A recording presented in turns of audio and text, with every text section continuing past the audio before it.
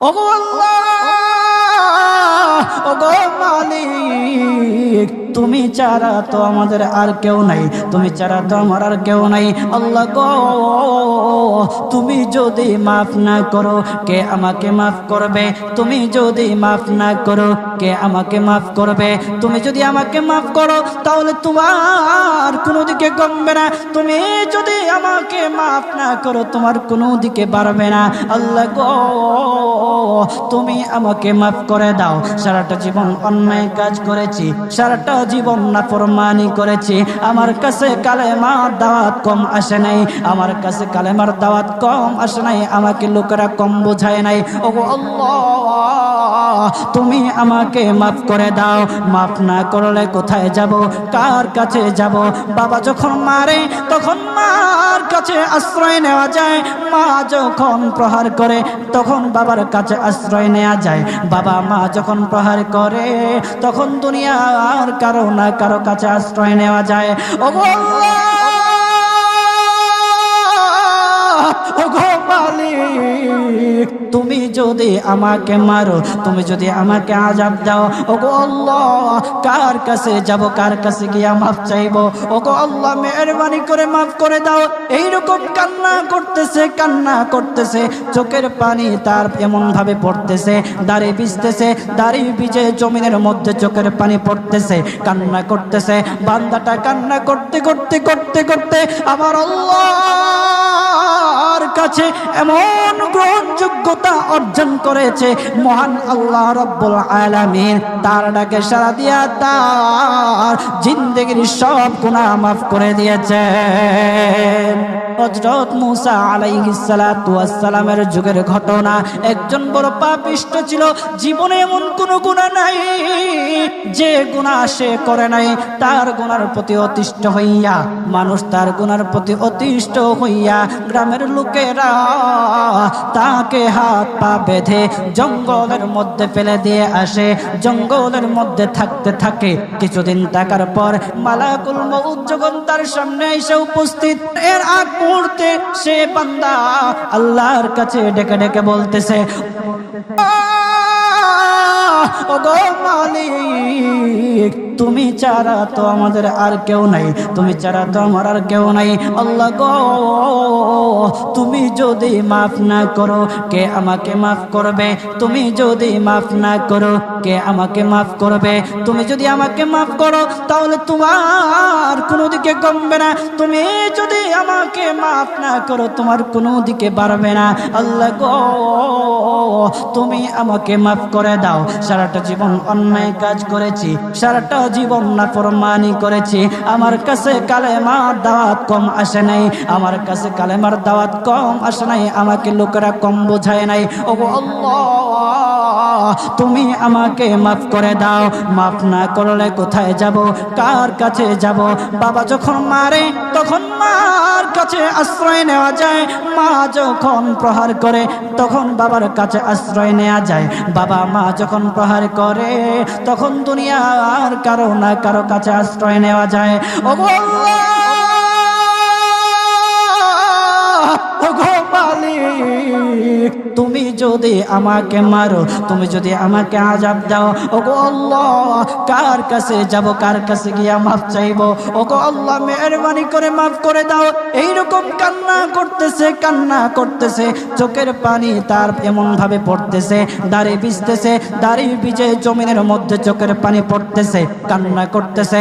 বান্দাটা কান্না করতে করতে করতে করতে আমার আল্লাহর কাছে এমন গ্রহণযোগ্যতা অর্জন করেছে, মহান আল্লাহ রাব্বুল আলামিন তার ডাকে সাড়া দিয়া তার জিন্দেগির সব গুনাহ মাফ করে দিয়েছে। ওই বান্দাটা তাওবা করতে করতে করতে করতে হঠাৎ ইন্তেকাল করে। ইন্তেকাল হওয়ার পরে হযরত মূসা আলাইহিস সালাতু ওয়াস সালামকে মহান আল্লাহ বলে দিতেছে পয়গম্বর মূসা, ও দুস্থ দেখো অমুক জঙ্গলে আমার একটা পাগলা আশেক, আমার পাগলা একটা আশেক মারা গেছে, ওই আশেকটার জানাজা তুমি পড়াও, দাফন কাফনের ব্যবস্থা করো। ও মূসা আর তুমি একটা ঘোষণা দিয়ে বলে দাও, একটা ঘোষণা দিয়ে দাও মূসা রে, ও মূসা তুমি ঘোষণা দিয়ে বলে দাও যে আমার এই বান্দার জানাজার নামাজ অংশগ্রহণ করবে, মহান আল্লাহ তার জীবনের সব গুনাহ মাফ করে দিবে। আল্লাহু আকবার। আরো জোরে বলেন না আল্লাহু আকবার, আরো জোরে বলেন আল্লাহু আকবার। হাত উঠায়া বলেন আল্লাহু আকবার, আল্লাহু আকবার। মুসলমান বাবাজি গভীর মনোযোগ। হযরতে মূসা আলাইহিস সালাতু ওয়াস সালাম একটা পাহাড়ের উপরে উঠলেন। পাহাড়ের উপরে ওঠার পর তখন ডেকে ডেকে বলতেছে, ও উম্মতেরা রে, আমার উম্মতেরা শুনো, আল্লাহ রব্বুল আলামিন একটা সুসংবাদ দিয়ে দিছে। আমার আল্লাহ রব্বুল আলামিনের একটা আশেক একটা ওই অমুক জঙ্গলের মধ্যে মারা গেছে, ওই পাগলা আশেকের জানাজার নামাজ অংশগ্রহণ করো। যদি জানাজার নামাজ পড়ো তখন আমার আল্লাহ তোমাদের জীবনের সব গুনাহগুলি মাফ করে দিবে। কেউ যদি নিজের গুনাহ ক্ষমা করাইতে চাও, কেউ যদি নিজের গুনাহগুলি ক্ষমা করাইতে চাও, তাহলে মহান আল্লাহ রব্বুল আলামিনের ওই পাগলা আশিকের জানাজায় অংশগ্রহণ করো। তখন লোকেরা দলে দলে জানাজায় অংশগ্রহণ করার জন্য দলে দলে গেল, জানাজার নামাজ আদায় করলো। আদায় করার পর পয়গম্বর মূসা আলাইহিস সালাতু ওয়াস সালামকে বলতেছে, ওগো আল্লাহর পয়গম্বর, ও পয়গম্বর, যারা জানাজায় অংশগ্রহণ করার কারণে মহান আল্লাহ তার জীবনের সব গুনাহ মাফ করে দেবে, এমন মহা ব্যক্তি তো, এই মহান ব্যক্তিটাকে তো একটা নজরে দেখা দরকার, অবশ্যই দেখা দরকার, আমাদেরকে সেই ব্যক্তিটাকে দেখান। তখন মূসা আলাইহিস সালাতু ওয়াস সালাম বলতেছে, ঠিক আছে তোমাদেরকে দেখানো হবে। তখন যখন দেখাতে গেলেন, দেখানোর সাথে সাথে লোকেরা বলল, পয়গম্বর আপনি কি বলেন, এই লোকটাকে তো আমরা ভালো করে চিনি, ওই লোকটা বড় পাপিষ্ঠ ছিল, বড় অন্যায়কারী ছিল, বড় জুলুমকারী ছিল। ওগো পয়গম্বর, সমাজে এমন কোনো গুনাহ নাই যে সে করে নাই, সমাজে সব গুনাহ করেছে, সমস্ত গুনার সাথে সে জড়িত ছিল, সে জড়িত ছিল। তার গুনার কারণে আমরা অতিষ্ঠ হইয়া তার হাত পা বেঁধে আমরা তাকে জঙ্গলের মধ্যে ফেলে দিয়ে আসি। এই পাপিষ্ঠ বান্দা আল্লাহ তাআলার বড় আশিক হতে পারে কিভাবে, আল্লাহ তাআলার প্যারা হতে পারে কিভাবে? পয়গম্বর মূসা আলাইহিস সালাতু ওয়াস সালাম আল্লাহর কাছে ডেকে ডেকে বললেন, আল্লাহ লোকেরা কি বলতেছে আর তুমি কি বলো?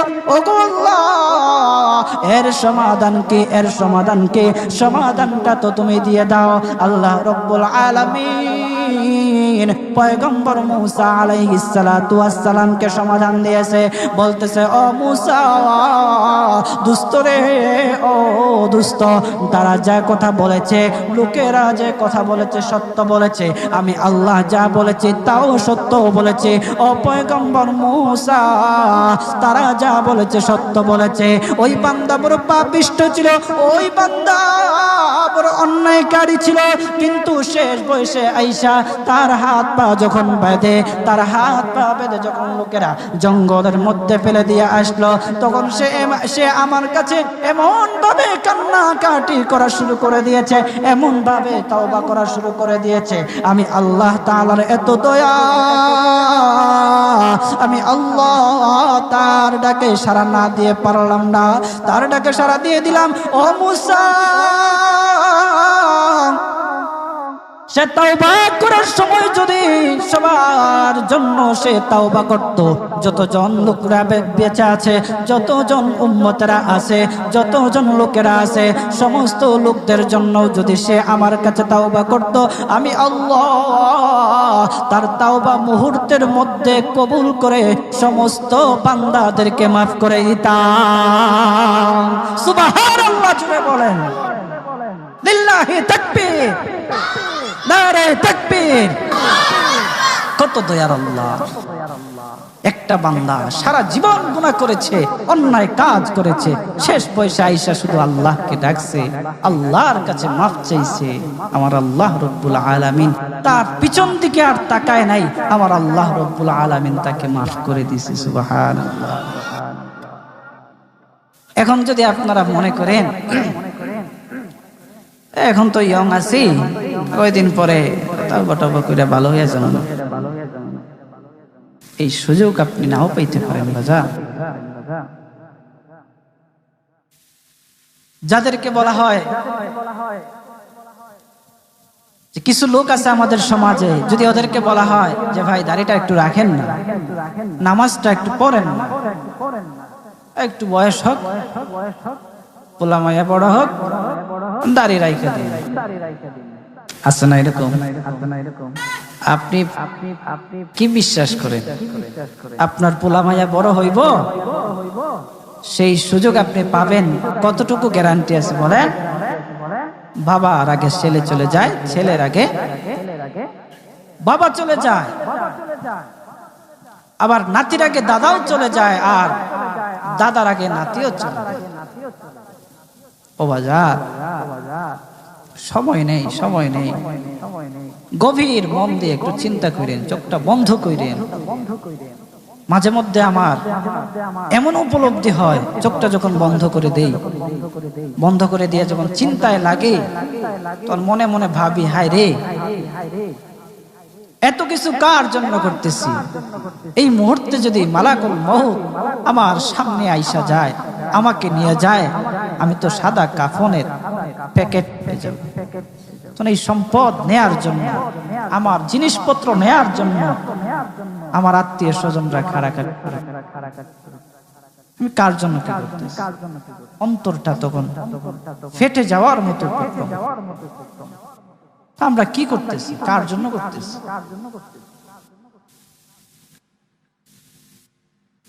আজকে মরে গেলে আপনার সন্তান কালকে আপনাকে স্মরণ করবে কিনা সন্দেহ আছে।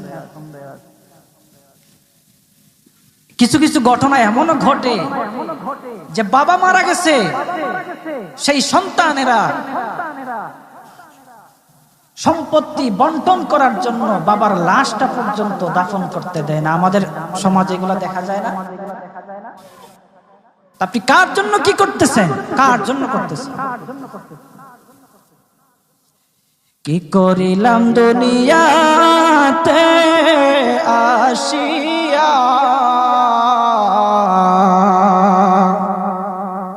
দেখো রে মন চিন্তা করে বসিয়া, বসে বসে চিন্তা করে কি করলাম দুনিয়া, কি করলাম? ও বাজান, এই জন্য আল্লাহ রাব্বুল আলামিনের কাছে মাফ চান, তাওবা করেন। আল্লাহ রাব্বুল আলামিন আপনার ডাকে সাড়া দিবে, আপনার তাওবা আল্লাহ রাব্বুল আলামিন কবুল করবে। বান্দা যত গুনাহ করুক না কেন, সব সময় আল্লাহ তাআলার রহমত তার পাশে আছে। এই জন্য বাজান, আমরা যারা আছি, আমরা আল্লাহর কাছে তাওবা করব তো ইনশাআল্লাহ। কথা বলেন না ইনশাআল্লাহ? বলেন, কিপটামি করেন কি লেগে? জোরে বলেন।